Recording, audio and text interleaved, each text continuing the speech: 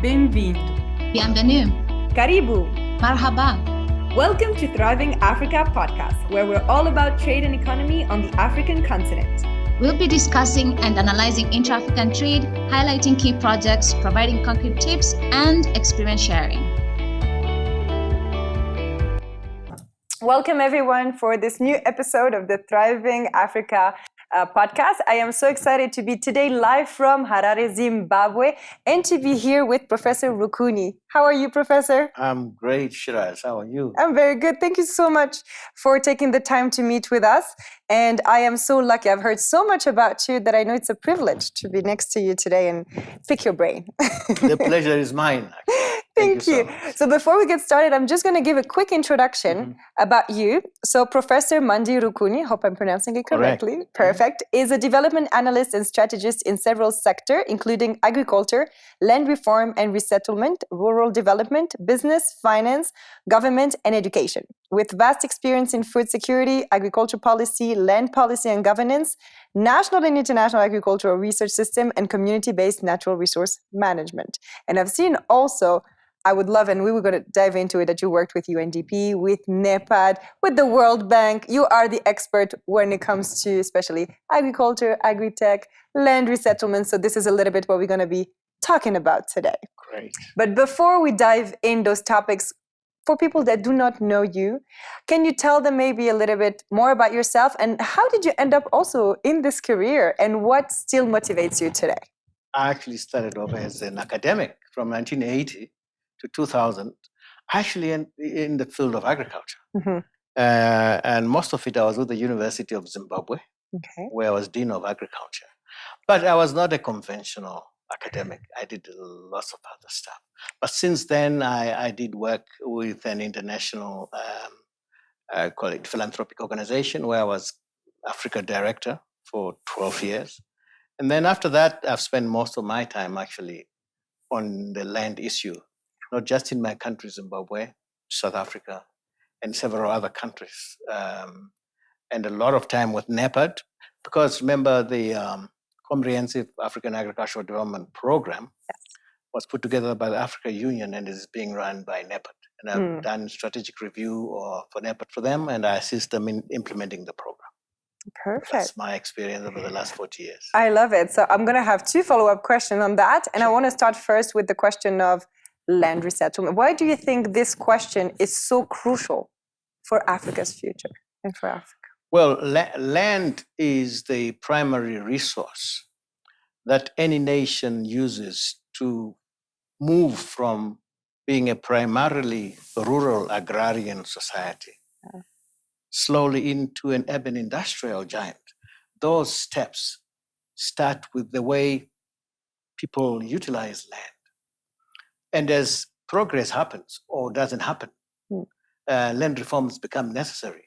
If the economies are growing fast, meaning the primary production of raw materials and so forth is well organized and is happening at a large scale, including a lot of producers, then you're going to see land reforms follow more of a commercialization and with land rights being much more clear and codified.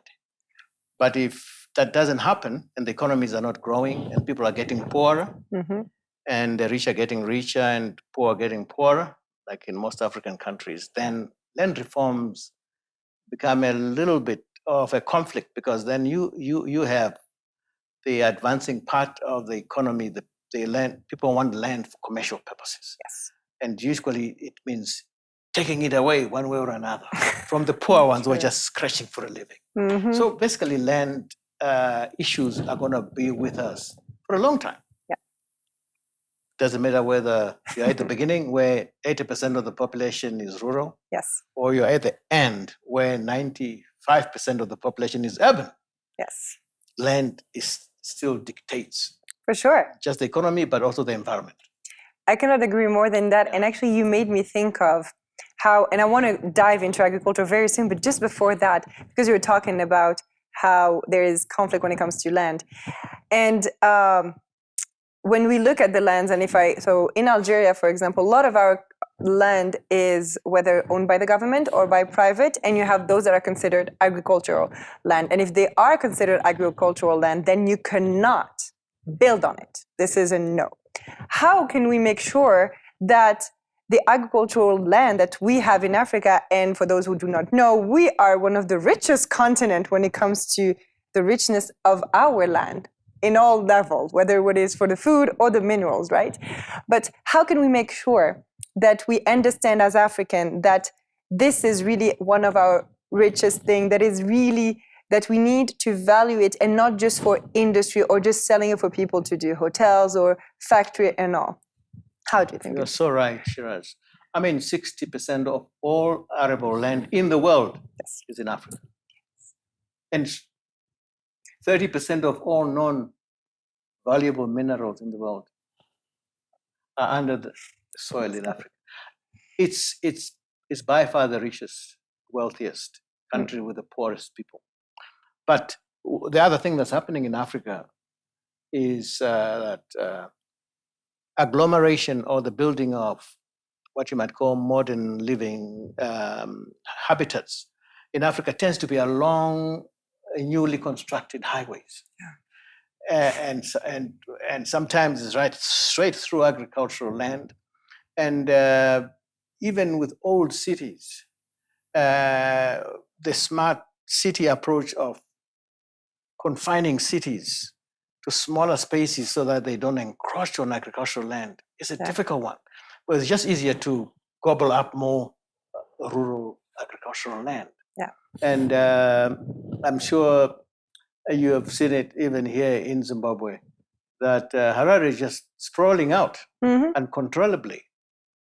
The best arable land in Zimbabwe is around Harare. Oof. With the best class 1 soils.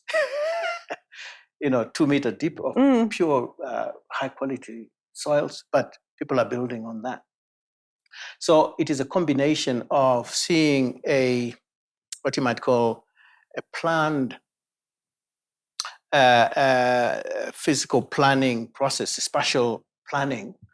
We have to combine broad-based spatial planning with territorial development plans, so that we anticipate that even as rural areas grow, they continue to build on parts of the land that is less suitable for agriculture, because as population grows, all arable land will be highly prized.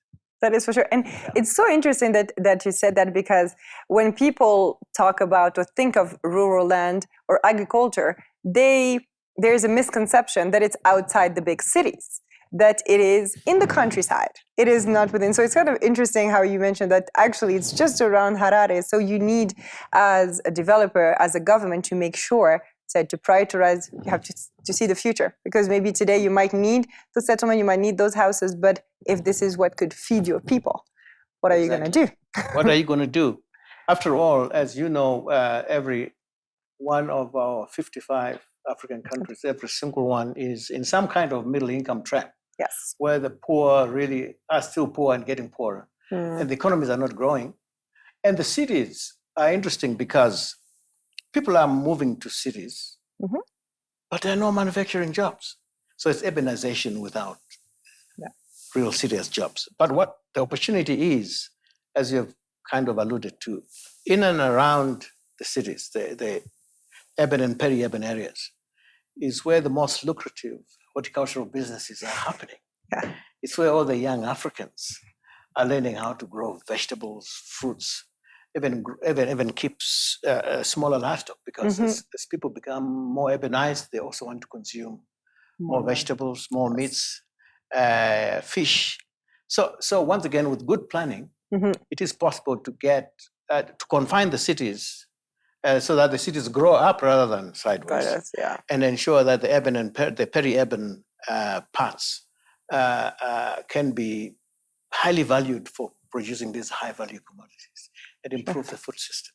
It's so interesting the way that you're talking about the planning of the cities, because we see today, if you look at in Europe or even the US, this is the way that now they're trying to go back, and we have, fortunately, unfortunately, I don't know, but missed a couple of industrialization steps, and we're not that fully, which allow us, instead of like going back like those countries are doing, to actually take into those lessons to make sure that we're planning accordingly and thinking about already the future, whether it is consuming more bio with less fertilizers, or making sure that we are aware of the climate change issues. Yeah. But one thing that I've seen in Europe is how they value agriculture, how agricultures and farmers are really seen as the backbone of their country, because they know they are the one feeding not only at the end of the day their country, but even actually they are exporting. When we look at Africa, we're always talking, I think this is a topic we've seen in so many conferences, the food security. We need food security. We need to make sure. But at the end of the day, when we look at the implementation, sometimes some policies are, I would say, at the opposite what they would like to do. So what could be done today, or what is maybe also the challenges, so that today Africa can really take the lead for its population first, because we have to think first of us, but to make sure that agriculture is really at the center and has the effort and has all the needed elements so that it can push at the end of the day and drive the African economies. Obviously, there cannot be an industrial revolution without an agricultural revolution. But an agricultural revolution in Africa is not going to be the same as it was in Europe or in Asia, although there's going to be some similarities. Mm-hmm. But it has to encompass the majority of our smallholder farmers. Yeah. Because if it does, then you can integrate into one economy. If the broad masses of your small family farms are also the ones who are mass producing raw materials for the factories, and they are also actually participating in some of the basic processing, what you call proto industries. Yes. So not only just mass participation in producing raw materials, but also mass processing in villages and townships. Don't wait for the cities. Yeah. You don't always need a factory to, But when they have a bit more money in their pockets, and not that much more, I say $5 to $10 a day average is a serious middle class. They can consume more manufactured goods. They are the seriously needed domestic market that most African countries don't have, and therefore almost every African country is stuck in a middle income trap where the rich get richer, the poor get poorer, the economies grow at 2%, 1%, they never grow at really massive rates. So our problems, our deepest problems in Africa are actually our biggest opportunities. Mm-hmm. Because as you say, the rest of the world realizes, okay, we need to grow more food and so on, but we have to grow more food using less chemicals, producing less greenhouse gases, using less water, and less land. Mm-hmm. There's no other country in the world which is best suited for that than Africa. Yeah. But unfortunately, we're not doing that because we are still copying and pasting what has worked and stopped working in these other countries. Yeah. So all we need to do in Africa is realize that our problems are simply an absence of higher level thinking. Sure. Not presence of corruption or maladministration, or that's there, but that's not the main problem. Yeah. The main problem is simply we don't realize that none of our 55 countries is going to move from a middle income country to a high income country that's industrialized without pulling in the majority of our small family farms, because in one stroke, you're also creating your domestic market. For sure. To consume manufactured goods and services. We are dying to bring in foreign direct investment, but we attract the wrong type of foreign direct investors. We're bringing in the ones that extract. They're actually competing with our small farms. Mm-hmm. They are looking for global opportunities to sell their goods and services. Yeah. Whereas countries who have figured out how to industrialize from being poor countries, they attract investors who are the exact opposite. Yes. They come and assist average small, medium-sized enterprises and average small family farms to be part of the industrial process. And that ultimately it's not exports that build an industrialized society. It's producing your own raw materials and manufacturing them and consuming them. Yes. Ourselves. When you were talking about it, I was like, okay, we need to talk about value chain. We're going to need to talk about the mindset. And I want to go, because we were going to this, and because we have also to talk about all these new trends and how to benefit from it. And we're going to get into it. But before that, I just have one question that is, so important because you talked about consumption. And there is one thing that I do see throughout Africa, is how our African products, even sometimes vegetables, are not consumed so much by Africans, because we do believe that what we're importing from the foreigners are better. And there's an entire mindset to change in that. So and when you go abroad, when people see fruits and vegetables from Africa or Latin America, they're like, these ones are better, because they know. And you're like, how can we also, so we'll go back after the economy, but I just wanted, because I feel it's so important, because, you know, also as African, we're always like, we have to sell, to sell, to sell, but they don't forget that we need to buy also ourselves. Is that our African, you talked about consumption, but Africans need to consume African first. What would be maybe your little take on that before we move on? And I'll go back to economy afterwards. Well, you answered the question. It's mindset. Yes. Because the biggest poverty in Africa is not material poverty. Yes. It's not the lack of food. It's not the lack of clothes. It's intellectual poverty. Believing in other people's things and instead of your own things. Believing in other people's knowledge without even testing it. You just apply it blindly, copying and pasting. And the copy never looks as good as the original. And we can never beat the Chinese at being Chinese, or beat the Americans at being American. But we can beat all of them any day at being African. Yeah. Who better than the African to be African? and Africans we're at the right stage. The world is tired of consuming Western products. They've been doing the last 70, 80 years, it's been mostly North American products, and now we're into Asian products. Yeah. But the world is tired. Or more of the same thing, consumerism. So the world is looking for an Africa that's going to come with different breath of fresh air products. Yeah. Consume healthier foods for less. Okay? Because already Africans are paying more for junk food. Yes. When they could actually eat healthier for less. And the same applies to the overall approach to life. We have a better understanding of life, a better understanding of family and community. But we're losing it. That's what I'm going to say. Let's not lose that. We're coming from a high level of civilization where you did not need police to stop people shooting each other. We did not need police to look after the environment. Everyone was an environmentalist. Every African was brought up to know that when you're out there in the forest, you don't just kill animals, you don't just chop trees. But today, now we need police and the environmental agencies to do it for us, because we're copying and pasting systems which don't work for us. But there is always a silver lining. Sure. Africans are waking up. Yeah. Africans now realize you can try to copy and paste others. You can run away from your shadow.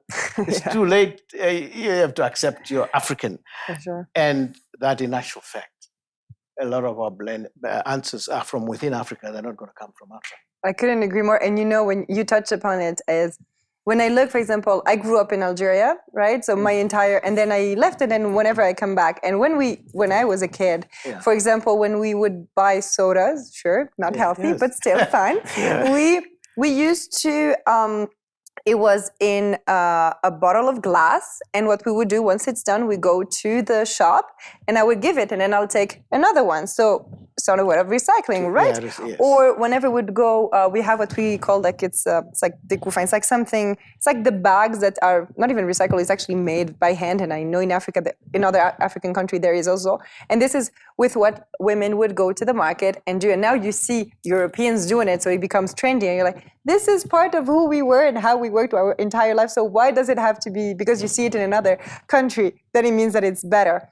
But I love how you said that, and I cannot agree more than with you in the fact that we do have the solution. The solution for Africa is going to be an African solution. I don't believe in copy pasting, but I do believe in benchmarking good practices.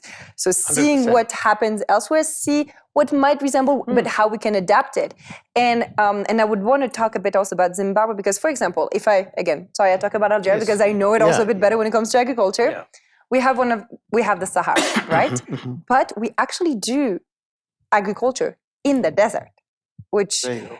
it's, I would say, amazing, because I'm amazed by the people who do it, not because I don't do it, but I know the other countries, they could learn from it, right? We share experience. So I would want to know, for example, from a Zimbabwean part of, and also from your experience in Africa, let's start with Zimbabwe. What could be learned by other African countries from what Zimbabwe is doing in the agricultural scene and even, let's say, the agritech and the industry? I know we're not there yet. None of the African countries, unfortunately, are there yet. But there are premises. There are starting points. So what would you say, for example, Zimbabwe is potentially on the right track and that could inspire, not copying, inspire. Our African countries? Back in the early 80s,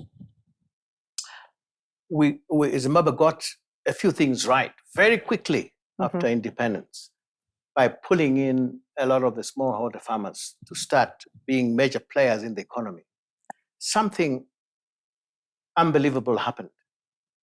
Can you believe that within first 2 years, between 1980 and 1982, small family farms who had never, ever produced the bulk of marketed grains, that would produce 7%, 5% for the previous 60 years.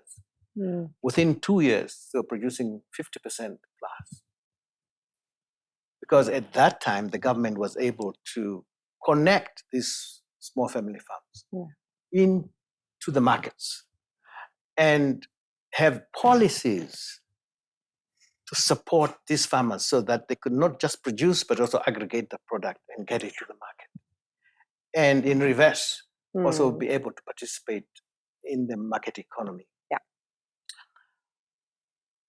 However, over time, that was never really built on, so it kind of fizzled out at that level. But it was, for at least 10 years, brilliant.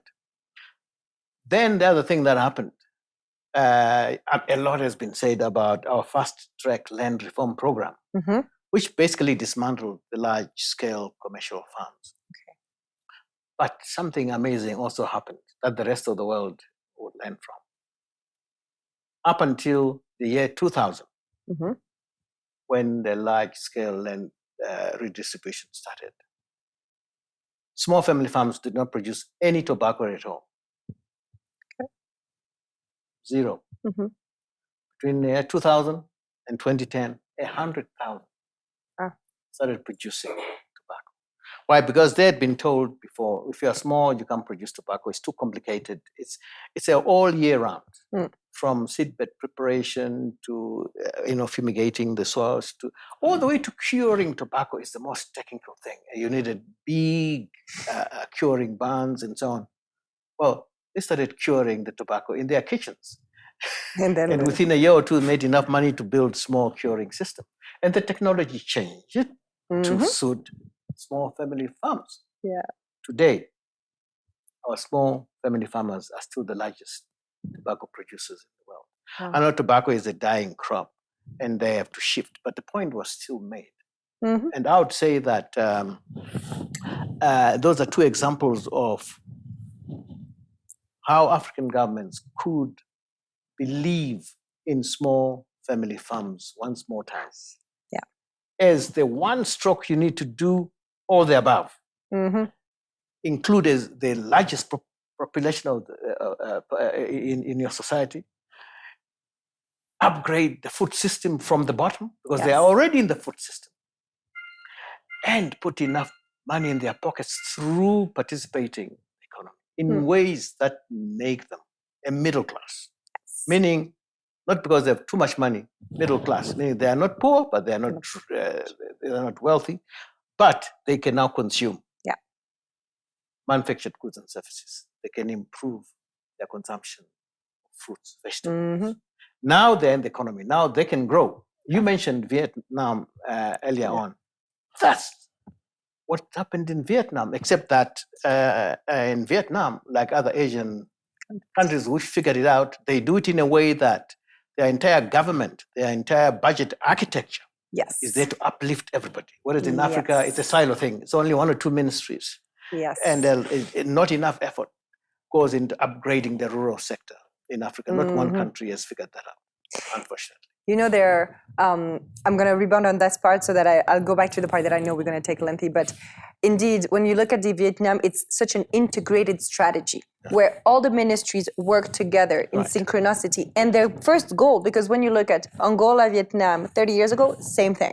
Same thing, like exactly the same level. And for a lot of other Southeast Asian countries, the same thing. But the difference is, and I think, again, we come back to mindset and knowledge, is that people think that because we have money coming in the country, it means that the poorest will be actually richer, and we're gonna improve the social environment and also the poverty level. No, that is not true. If there isn't actually effort that apports towards it, a real strategy, this is not gonna work. And if your strategy for trade and economy isn't the same one that is for education and for agriculture, is not aligned, at the end of the day, you're not gonna have the results. So when we saw in Vietnam is that really that the poorest actually increase their better living. There's a betterment of life. There is an increase. And this is what changed the entire scene at the end of the day of Vietnam. But there was one thing you said. You gave the example of tobacco, and I completely agree with you in the way that it's not wasted because they learned. And they learned also that they could start small and little by little reinvest and continue. Yeah. What could be done today, considering, obviously, we want Africa. So we have the AfCFTA, so the African Continental Trade Area. Yes. So, and I always think we have to improve on a national level, on a regional level, on a continental level, then obviously to be on a global level. It's personally, I do believe in step by step, but to do it in parallel as well. How can we make sure, especially in the agricultural and agritech sector, considering also the new technologies, as you mentioned, the fourth industrial revolution and all of this, how can we make sure that we integrate those farmers within the value chains so that we have from the raw material to the end of the day, the consumer in each step of the way? Yeah. You know, the Africa Union in 2003 put together this comprehensive African Agricultural Development Program, codenamed CADP. Mm-hmm. CADP encapsulated everything you're looking for. It's a framework that could have made it possible for each and every African country to reinvent its economies, its agricultural sector, so that we have an agricultural-led rural industrialization of the entire continent. And then, as you say, through regional support systems. Because regional integration in Africa, in my opinion, is both a strategy as well as an outcome. Sure. Because as such policies as CADP take root as national policies, in the case of CADP, unfortunately, countries love it, but they never really implemented it the way it was envisaged. Why? Because everybody's waiting for donors to come and put in money. Mm-hmm. See? Can we stop with the donors? Unfortunately, the whole thing kind of just slows down. Yeah. But I think you've picked up a key aspect of the fourth industrial revolution. The way that information and communication technologies could still pick up CADP and take it to the next level is simply that in all key strategic elements of transforming small family farms. Mm-hmm. ICT is a way of accelerating the pace, of connecting these farmers where it's difficult to connect them. Mm-hmm. Can you imagine right across the board, from flimsy things like improving policies that support farmers, they could participate much more by engaging their governments and other stakeholders and improving all the way to the way they actually finance their businesses. Africa is where M-Pesa was conjured up and innovated. Yeah. The entire banking system in Africa could now have changed completely if it wasn't for the fact that most of our biggest banks in Africa are still dinosaurs. They don't even understand. I think they're like squids. They're like, and they're like, farm planning. Yes. If you look at the way that agricultural advisory services are taking place, a lot of people who are our best farmers on the continent were never trained as farmers or in agriculture. Mm-hmm. I'm a professor in agriculture, but I can never beat an average African woman's capacity to grasp new ideas, implement them. It's just unfortunate they're still disconnected from the factories and the mainstream markets, poor infrastructure, and so on. And the Africa Free Trade Area is a brilliant what you might call initiative. It's something that has come at the right time. But for it to bring the goods back home to the majority of Africans, we have to see Africans truly believing that our artificial borders, we don't have to be integrated as one political entity. We can still maintain our colonial boundaries, but we have to dilute the extent to which all the unnecessary bureaucracy, all the unnecessary regulations, all the unnecessary double standards of how we produce goods, trade, move the goods around, and unfortunately, our economies are still structured, both physically and conceptually, to deal with the outside world, to deal with the colonial past. Even my beautiful country, Zimbabwe, you look at the infrastructure. It's designed to take goods out of Zimbabwe to the ports. It's not designed to connect small family farms out there quickly with the factories. You see what I mean? So we need a different type of investment and support. If the Western world and the Eastern world, which are the two big powers, China and the US, they're going to assist Africa, for Africa to be the next economic superpower, which is supposed to be. The infrastructure has to be one that integrates its people to its economies, not one that is suited to fly in manufactured goods and services from elsewhere and fly out our raw materials. You know, whenever we talk about it, I always give this example, and I feel people will get tired of it, but it's still the truth of today. Till it won't be the truth, I will still repeat it. It is still more expensive to travel or to exchange between Senegal and Ethiopia than it is between Senegal and Japan.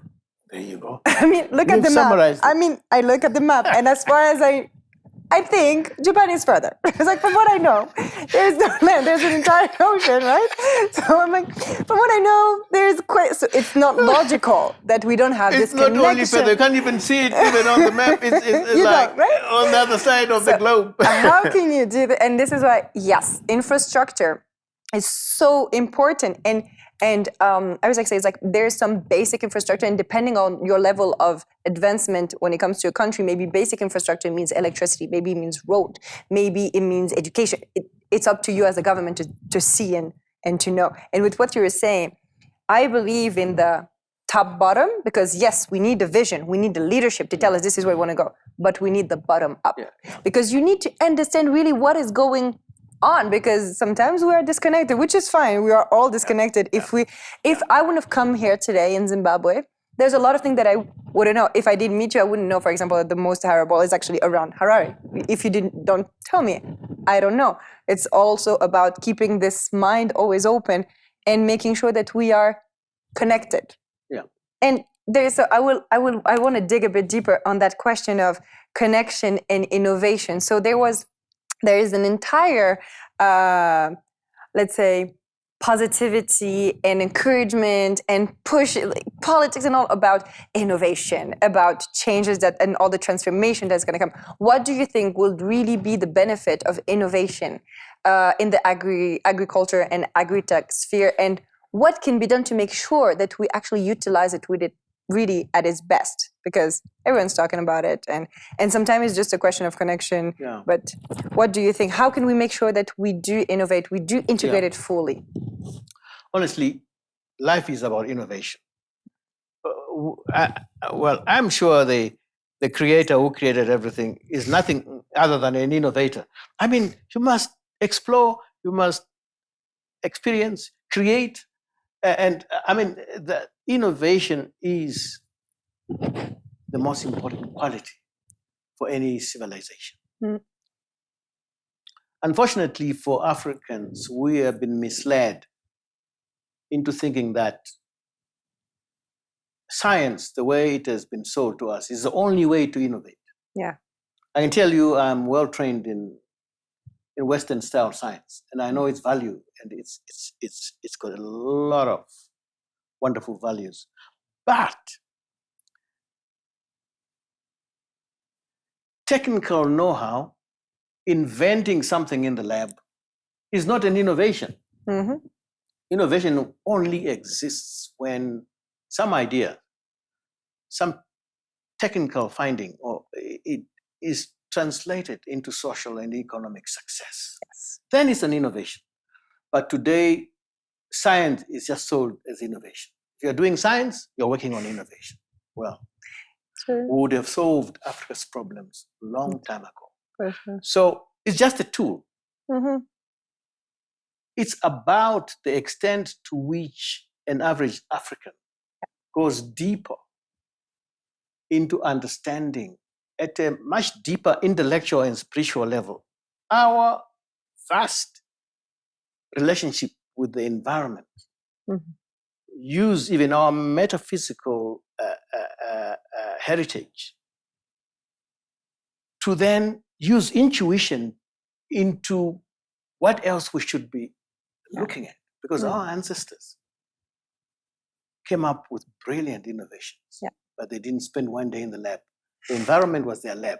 They understood nature to the extent that's unbelievable. Even today, we're not even 1% of their understanding of their relationship with the environment, how to tell what the weather will be like, whether we're going to have a drought, what will happen to us. Sure. If it turns out the weather goes this way, that way, how can you have a deepest relationship with your environment? That's much more than science. So what I'm saying is there's no one way of civilizing society. There's no one way of industrializing society. And this is my sorest point. I suppose at my age, and I'm 70 now, and I'm thinking, we've been sold a dummy. This is the only way you can have a civilization. This is only religion that makes sense. This is the only answer to democracy and governance. This is nonsense.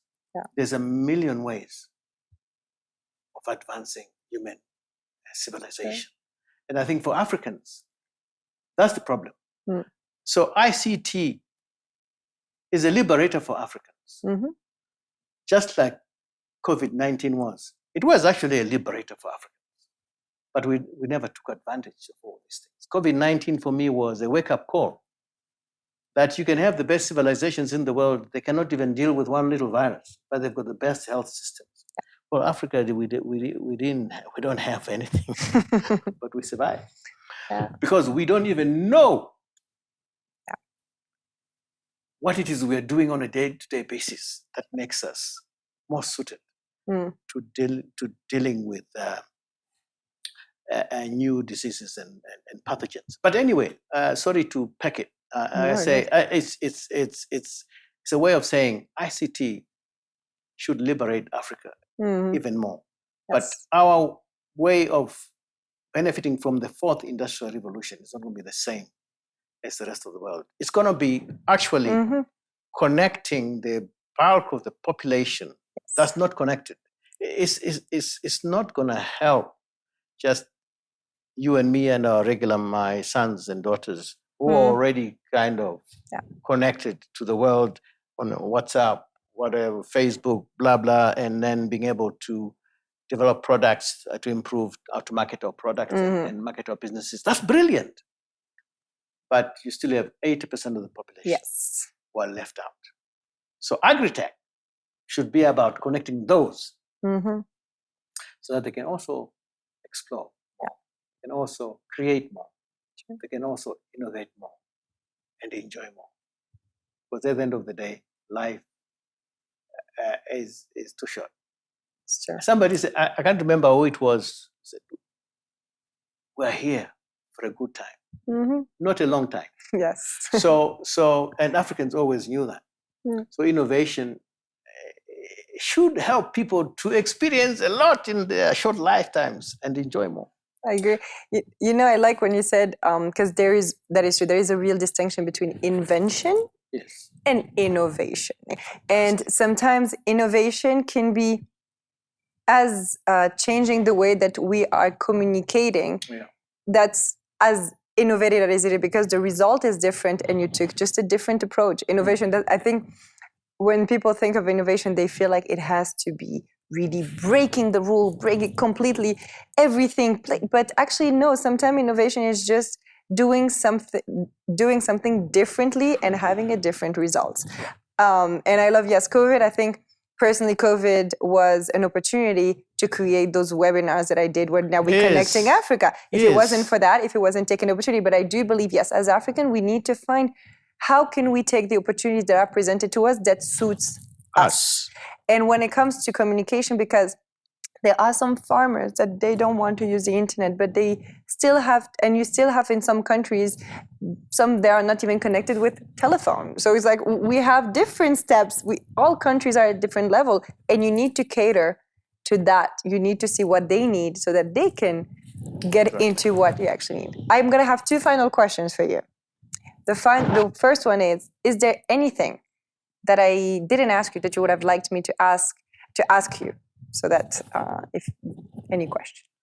You didn't ask me when I would like you to come back again so that we have another conversation?